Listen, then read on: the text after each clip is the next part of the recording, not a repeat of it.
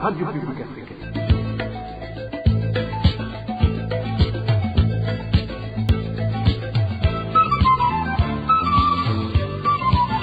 Radio Publique Africaine.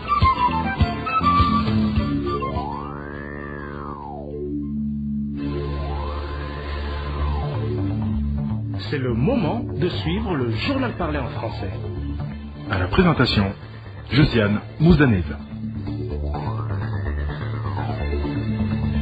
Au sommaire de cette édition, détournement de matériel destiné à la campagne de lutte contre la Covid-19, la situation est telle qu'aujourd'hui, même les seringues viennent à manquer. Dans ce journal, nous vous parlerons également de la promesse du ministère de la Solidarité en ce qui est de venir en aide aux personnes vivant avec un handicap qui survivent pour la plupart grâce à la mendicité. Bien le bonsoir chez vous, mesdames et messieurs. Dans quelques poussières de secondes, le développement de ces titres.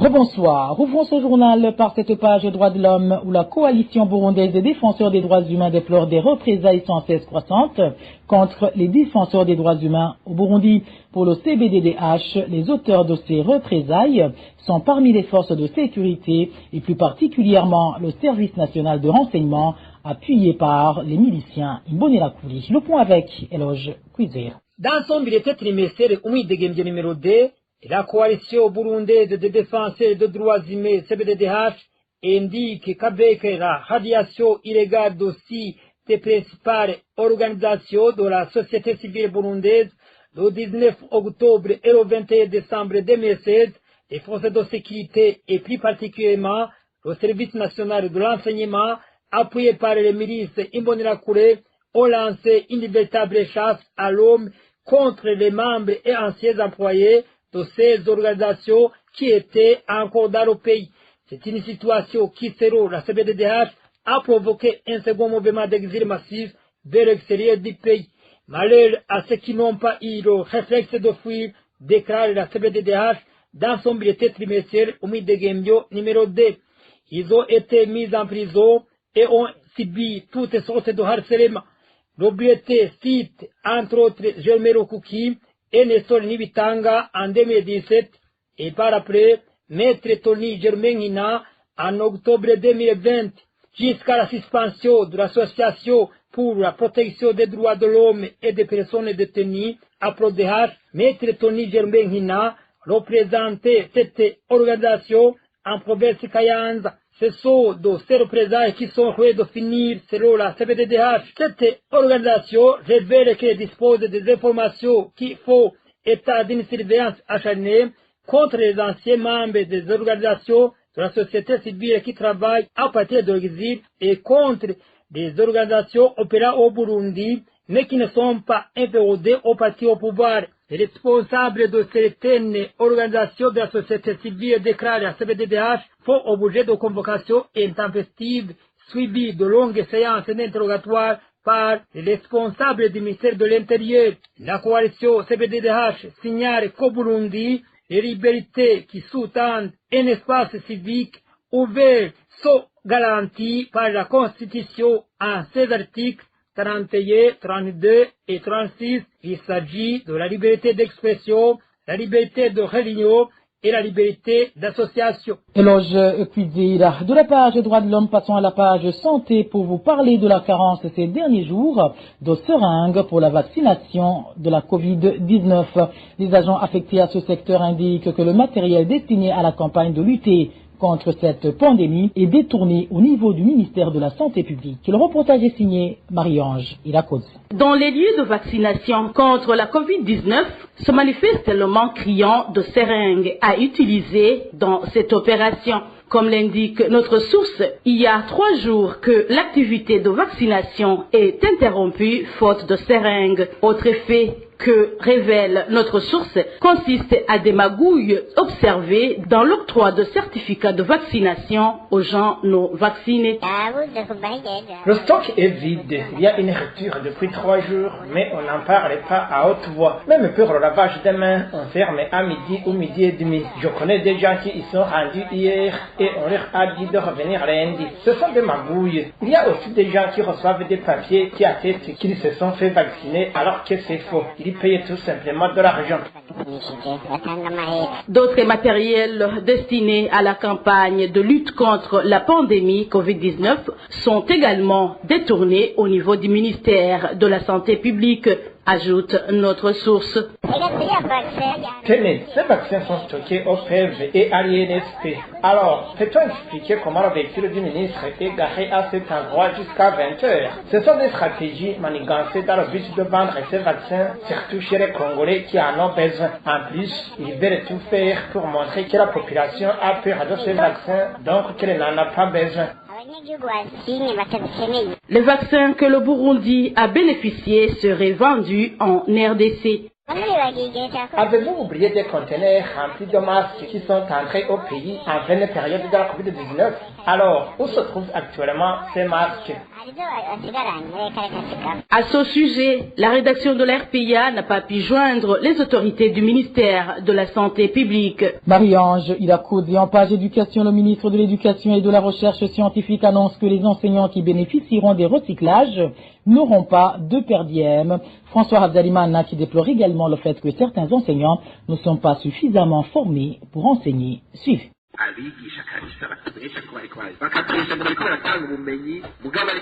Les enseignants prétendent dispenser de l'enseignement, mais il s'agit d'un enseignement incomplet. C'est pourquoi le recyclage est nécessaire. Le recyclage des formateurs a l'objectif de les rendre plus efficaces dans leur métier. Ceux qui vont participer au recyclage seront d'abord évalués. Il y aura un texte d'évaluation pour recruter ces enseignants, je le répète encore. Les participants à la formation de recyclage n'auront aucun franc. Il n'y a pas d'argent. Vous savez que dans les écoles privées, si vous êtes incompétent, ils vous chassent. Mais nous sommes dans un gouvernement responsable. Il n'est pas aussi simple au gouvernement d'organiser de tels recyclages, j'y insiste. Les enseignants ont l'habitude de participer dans une formation pour uniquement gagner de l'argent qui provient des colons. Mais pour le moment, c'est le gouvernement qui finance la totalité de cet argent. En principe, si vous participez dans une formation, vous devriez payer le minerval et les frais de scolarité. C'est que vous avez étudié. Et après, le gouvernement vous donne de l'emploi avec un salaire qui ne coïncide pas avec vos compétences. Alors que le gouvernement essaie d'améliorer vos capacités, vous cherchez de l'argent. Le gouvernement n'aimerait pas que vous mouriez de la faim, mais évidemment, il faut participer à ces formations.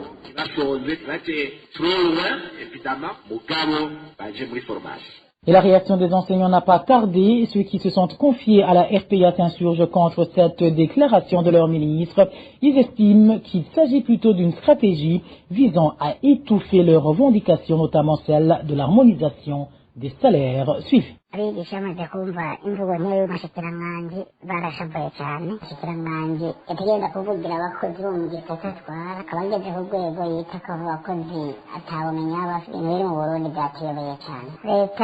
Nous avons entendu les propos du ministre de l'Éducation. Nous en sommes nerveux. C'est lui qui devait soutenir les enseignants, mais par contre, c'est lui qui nous reproche de l'incompétence. Les jours antérieurs, le gouvernement avait annoncé l'harmonisation de salaire, mais actuellement, le ministre parle d'autre chose. Le ministre a oublié que le gouvernement s'était convenu avec les représentants des syndicats sur cette harmonisation. Pour le moment, le ministre de l'Éducation parle que nous sommes des incompétents. Il a oublié qu'il a passé sur le banc de l'école devant ses enseignants.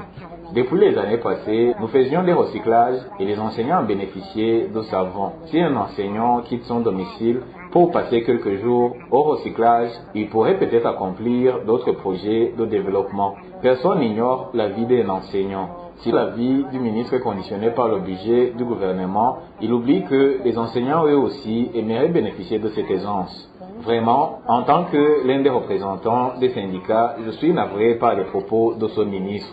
Certes, le recyclage est nécessaire. Nous nous efforçons pour améliorer les enseignements.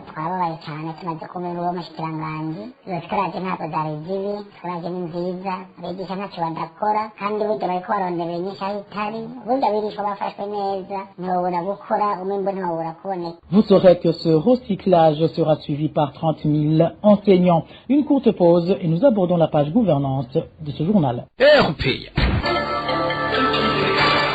Les militaires burundais déployés en mission de maintien de la paix en Somalie réclament leurs indemnités. Certains d'entre eux réclament les arriérés de 6 mois tandis que d'autres totalisent 8 mois d'impayés. Ils ne comprennent pas les raisons de ce retard, étant donné que l'Union africaine transfère ses indemnités au gouvernement burundais. Attends, le point avec Onésime Douchimagit. Ces militaires burundais qui viennent de passer une année en mission de maintien de la paix en Somalie sont du 57e, 58e et 59e bataillon. Ils indiquent que durant toute cette période qu'ils viennent de passer en Somalie, ils n'ont perçu que les indemnités de 4 mois seulement. Depuis le 18 novembre dernier, ces 3 bataillons qui terminent leur mission ont commencé à rentrer au pays. Cette opération a commencé sur le 57e bataillon. Ils font savoir que ça fait honte pour le pays et pour eux aussi de rentrer sans rien apporter à leur famille alors qu'ils étaient en mission de travail. Notre source au sein du contingent burundais de la mission indique qu'à part ces militaires qui sont en train de rentrer, il y a d'autres qui sont toujours en mission, à savoir les militaires du 60e et 61e bataillon. Ces derniers n'ont pas touché aucune indemnité durant les 6 mois qu'ils viennent de passer en Somalie. Ils précisent qu'ils ont appris que l'Union africaine a déjà transféré leurs indemnités à Bujumbura et demandent au gouvernement burundais et au ministère de la Défense nationale de se ressaisir afin qu'ils soient rétablis dans leurs droits. À ce propos, nous n'avons pas pu joindre le porte-parole de l'armée burundaise, le colonel Forbert Yelek. Onésime Douchimagidé, en page société, certaines personnes vivant avec handicap dans la ville de Bujumbura survivent grâce à la mendicité. Leur pauvreté extrême est consécutive à la discrimination sur le marché du travail et dans la communauté. Ils indiquent aussi que lorsqu'elles sont en train de quémander dans la rue, ils font face à de multiples difficultés. Les détails avec Francine Marour. Au centre-ville de Bujumbura, les personnes vivant avec un handicap se remarquent le plus souvent à la place de l'ancien marché central de Bujumbura, plus précisément au parking de bus de transport en commun, ainsi que sur les lieux où se trouvent les faits de signalisation. Certaines de ces personnes handicapées sont assises dans des chaises roulantes, d'autres se tiennent debout grâce à des bâtons. D'autres encore ne possèdent pas de ces matériels qui les aident à se déplacer et se lèvent très tôt le matin pour venir dans ces endroits. Chacun connaît sa place. Une de ces personnes en situation d'handicap qui se trouvait sur le parking de bus de transport en commun,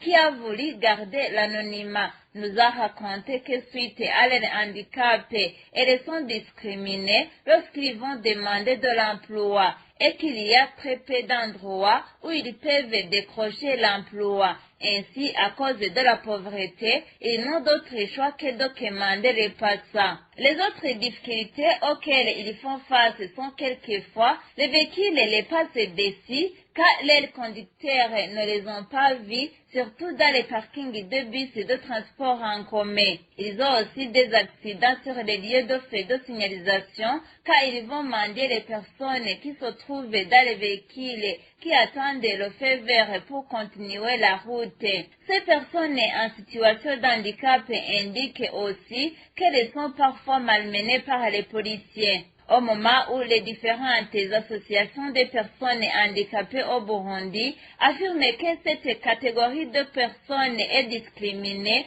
dans le monde professionnel et dans la communauté en général, ces personnes en situation d'handicap demandent au gouvernement burundais de doubler d'efforts pour que les employeurs respectent les droits d'être embauchés comme d'autres personnes et qu'elles puissent bénéficier des formations de métier dans le but de les aider à sortir de la pauvreté qui les pousse à mendier. Merci à toi Francine Mahoro. Et à ce propos, le gouvernement compte s'occuper davantage des personnes handicapées. La déclaration a été faite ce jeudi par la ministre en charge de la solidarité nationale. C'était à l'occasion de la célébration de la journée dédiée aux personnes handicapées. Imelda Sarouchimike indique que les handicapés vont bénéficier de différents matériels et formations de métiers en fonction de leur type et degré d'infirmité. Suivez la ministre de la Solidarité nationale, Imelda Sarouchimike. iruhande y'uko Burundi bwateye igikumu ku masezerano mpuzamakungu agenga agateka k'abagendana ubumuga. Après que le Burundi ait ratifié la Convention internationale relative aux droits des personnes handicapées, nous sommes fiers que cette journée arrive au moment où il a été mis en place une commission nationale qui s'occupe de différentes questions relatives aux personnes handicapées et les réalisations à leur offrir dans les 5 prochaines années.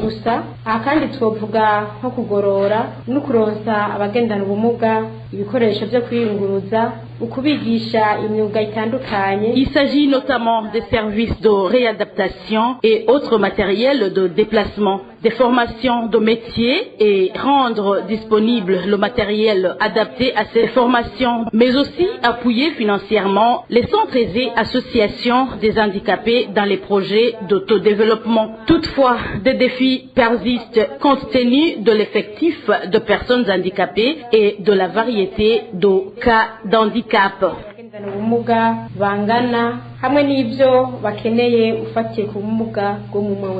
Société toujours, les monuments du parti CNDD-FDD restent érigés dans différents quartiers de la mairie de Bujumbura, alors que les maisons des citoyens sont démolies en plein jour. La plupart des propriétaires de ces maisons démolies ne comprennent pas pourquoi la loi est appliquée uniquement pour les uns. Ils se demandent ainsi si ces monuments sont exempts de toute censure, car appartenant au parti au pouvoir. Les détails avec Elos Divin, Rémiche. Aucun monument du parti CNDD-FDD n'a été démoli en mairie de Bujumbura depuis la mise en application de la loi de démolir toute construction anarchique d'après le règlement de l'urbanisme, alors que des maisons de citoyens burundais sont démolies quotidiennement, y compris celles qui constituent les sources de revenus pour beaucoup de familles. Les monuments du parti de l'Aigle restent bien érigés et la commission chargée de mettre en application le règlement de l'urbanisme n'est pas concernée par les 10 monuments. Une situation qui étonne fortement les propriétaires de maisons démolies, d'autant plus que ces monuments sont construits dans des espaces verts. Ce citoyen est victime de ces démolitions.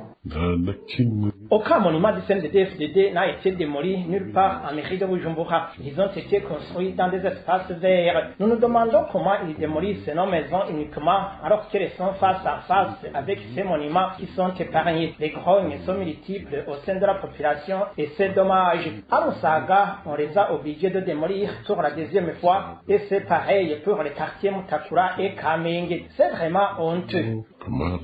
Ces habitants de la ville de Bujumbura déplorent le caractère discriminatoire que comporte la loi. C'est très étonnant et c'est ce qui nous étonne le plus. Comment ils peuvent démolir une maison de quelqu'un et épargner ce monument-là? Lors de la démolition de nos maisons, ils nous disaient que nous n'avons pas respecté la loi. Est-ce que nous pouvons alors dire que ces monuments construits au milieu de la route ont été construits en respectant la loi? À part ces monuments du parti au pouvoir, les sources de la RPA à mairie de Bujumbura indiquent qu'il y a d'autres maisons qui, jusqu'ici, n'ont pas été touchées, alors que selon la loi, ces maisons devraient être démolies comme les autres. Pourtant, la loi du ministère de l'Intérieur ordonne que chaque maison construite au bord de la route doit être construite à 6 mètres de cette route. Contacté à ce propos par la rédaction de la RPA, le maire de la ville de Bujumbura, Jimmy Atungimana, n'a pas souhaité s'exprimer à ce sujet. Elos Divin, Rémiche, et les personnes qui visitent les leurs incarcérés au cachot du commissariat provincial d'Omngaro ou encore celles qui se rendent au parquet de cette province disent être indisposées par les odeurs nauséabondes qui émanent des toilettes remplies de déchets qui se déversent dans un caniveau qui passe auprès du lieu d'accueil. La population demande aux concernés de trouver solution à ce problème. Le point avec Eric Nyonzima. Ces toilettes du cachot du commissariat provincial d'Omngaro qui indisposent les gens sont remplies de déchets organiques. Il y a 6 mois qu'elles ne soient pas vidées. Les habitants de cette province, surtout ceux qui rendent visite aux détenus ou encore pour des raisons relatives à la justice, indiquent que lorsqu'ils attendent d'être reçus, ils sont obligés de couvrir le nez suite à l'odeur nauséabonde qui émane de ces toilettes remplies et dont les déchets se déversent dans une canalisation située près du lieu d'accueil. L'un de ces habitants raconte.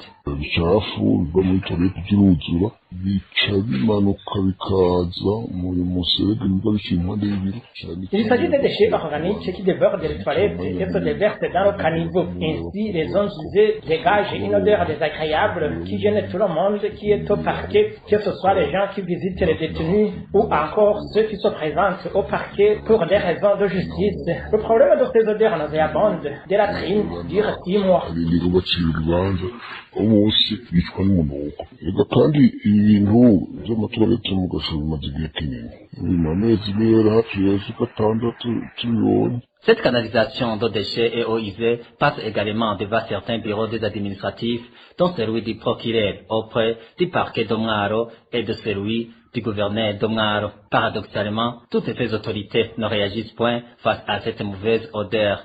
À ce propos, nous avons essayé de contacter Gaspard Gassanzwe, gouverneur de la province de Mwaro. Son téléphone est sonné, mais sans que personne ne décroche. Et voilà, amis fidèles de la RPA, c'est par ce reportage de notre confrère Eric Nyonzima que nous mettons un point final au journal en français de ce vendredi 3 décembre 2021. Merci à toutes et à tous pour votre aimable écoute. Merci aux équipes rédactionnelles et techniques pour le travail abattu. À la présentation de ce journal, vous étiez avec Josiane Mouzaneza. Un bon début de semaine à toutes et à tous.